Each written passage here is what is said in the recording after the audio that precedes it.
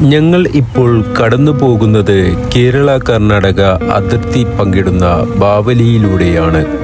വലതുവശത്ത് ഇന്ത്യയുടെ ദേശീയ വൃക്ഷമായ ആൽമരം കാണാം. നല്ല രീതിയിൽ വെട്ടി സംരക്ഷിക്കുന്നത് കൊണ്ടാവാം ഇതിന് കാണാൻ ഇത്ര ഭംഗി. രാവിലെ 6 മണി മുതൽ വൈകുന്നേരം 6 മണി വരെ മാത്രം സഞ്ചാര സ്വാതന്ത്ര്യമുള്ള കേരള കർണാടക അതിർത്തി പ്രദേശം. ഇവിടെ 2 ചെക്ക് പോസ്റ്റുകളും. കർണാടകയിലേക്ക് പ്രവേശിച്ചാൽ നമ്മൾ പോകേണ്ടത് രാജീവ് ഗാന്ധി നാഷണൽ പാർക്കിലൂടെ. ചെക്ക് പോസ്റ്റ് കഴിഞ്ഞാൽ ദൂരെ ചില ഗോത്രവർഗക്കാരുടെ കുടിലുകൾ കാണാം.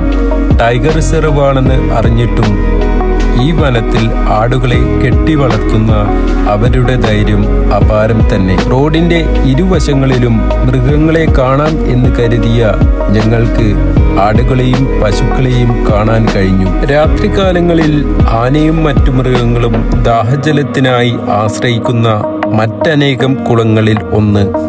ഇവിടെ നിന്നും ആളുകൾ മീൻ പിടിക്കുന്നതും വെള്ളം ശേഖരിക്കുന്നതും ഞങ്ങൾ കണ്ടിരുന്നു. റോഡിന്റെ വലതുഭാഗത്ത് മനോഹരമായ കൃഷിഭൂമി കാണാം. പുലികളും കടുവകളും ഏറ്റവും കൂടുതൽ കാണപ്പെടുന്ന വനപ്രദേശമാണ് നാഗർഹോളെ ടൈഗർ റിസർവ്. ഈ വനവും ഇതിൽ സ്ഥിതി ചെയ്യുന്നു. കാട്ടിലൂടെ പോകുമ്പോൾ മനോഹരമായ സ്ഥലങ്ങളിൽ നിർത്തുകയും ഫോട്ടോ പകർത്തുകയും ചെയ്യുന്നതിലൂടെ നാം നമ്മെ തന്നെ അപകടത്തിലാഴ്ത്തുകയാണ് ചെയ്യുന്നത്. കുറച്ചു ദൂരം പിന്നിട്ടപ്പോഴേക്കും മഴയിൽ ഒലിച്ചുപോയ റോഡുകൾ കാണാം.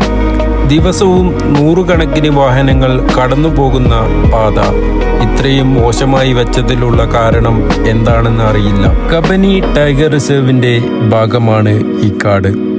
കടുവകൾ ഏറ്റവും കൂടുതൽ കാണപ്പെടുന്ന ഒരു സ്ഥലം. കാകനക്കോട്ടെ എത്തിയാൽ കബനി ടൈഗർ റിസർവിലേക്ക് ടിക്കറ്റ് ലഭിക്കും. പക്ഷേ ഇന്നത്തെ ലക്ഷ്യം കബനി ബാക്ക് വാട്ടർ വ്യൂ ആയതുകൊണ്ടും സുഹൃത്തായ ഷാജുവിൻ്റെ ഒരു ആഗ്രഹം സഫലമാക്കുക എന്ന ഒരു ലക്ഷ്യം മാത്രമായിരുന്നു മനസ്സിലുണ്ടായിരുന്നത്. രാജീവ് ഗാന്ധി നാഷണൽ പാർക്കിൽ നിന്നും പുറത്തു കടക്കുകയും ആദ്യത്തെ വലതുഭാഗത്തുള്ള കോൺക്രീറ്റ് റോഡ് ലക്ഷ്യം വെച്ച് ഞങ്ങൾ നീങ്ങി കബനി ബാക്ക് വാട്ടറിലേക്ക്. ആ റോഡ് അല്പം പോയപ്പോൾ ഇടതുവശത്ത് കൃഷിപ്പാടങ്ങൾ കാണാൻ കഴിഞ്ഞു. തൊട്ടടുത്ത് വാട്ടർ ടാങ്കും. അത് കഴിഞ്ഞ് 50 മീറ്റർ പിന്നിട്ടാൽ ഒരു പുളിമരം കാണാം. അവിടെ നിന്നും ഇടത് തിരിഞ്ഞാൽ കബനി ബാക്ക് വാട്ടർ വ്യൂ. കണ്ണെത്താ ദൂരത്ത് കബനി പുഴയുടെ തീരപ്രദേശങ്ങൾ കാണാം. നല്ല കാറ്റാണ്. ദിവസവും 500-ൽ പരം ആളുകൾ ഇവിടെ സന്ദർശിക്കാറുണ്ട്. കുട്ടത്തോണികളും ചെറിയ ബോട്ടുകളിലും ആളുകളെ വഹിച്ചു കൊണ്ടുപോകുന്നത് നമുക്ക് കാണാം. പുഴയിൽ വെള്ളം നല്ലോണം കുറവാണ്. ഇതൊക്കെ കണ്ടുനിന്ന എൻ്റെ സുഹൃത്തിന് കബനിയെ കുറച്ച് പറയാൻ ആഗ്രഹമുണ്ടായതുകൊണ്ട് അവനിലൂടെ കബനി ബാക്ക് വാട്ടർ.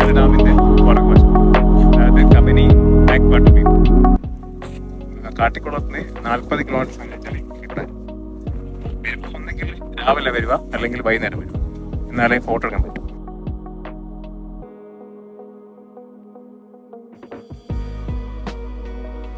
കബനി കാഴ്ചകൾ കണ്ടുനിന്ന് നേരം പോയതറിഞ്ഞില്ല. കുറച്ചു നേരം സഞ്ചരിച്ചപ്പോൾ കണ്ണിന് കുളിർമയേകാനായി ഒരു കാട്ടുകൊമ്പൻ. മണ്ണിൽ തൊട്ടു നിൽക്കുന്ന അവൻ്റെ വെള്ളക്കൊമ്പുകൾ കാണാൻ എന്താ ഭംഗി. ആശാൻ അല്പം കുസൃതിക്കാരനാണെന്ന് തോന്നുന്നു. ഈ കാട്ടിൽ ജീവിക്കുന്ന ആളുകളാണെന്ന് തോന്നുന്നു. 3 പേർ ബൈക്കിൽ വരികയും 2 പേർ ഇറങ്ങി ഒരാൾ ആനയെ കല്ലുകൊണ്ട് എറിയുന്ന ദൃശ്യം ഞങ്ങൾ നേരിൽ കണ്ടു. ഞങ്ങൾ അവരോട് എറിയരുത് എന്ന് പറഞ്ഞിട്ടും യാതൊരു കുശലും ഇല്ലാതെയായിരുന്നു അവർ വീണ്ടും കല്ലെടുത്തെറിഞ്ഞത്.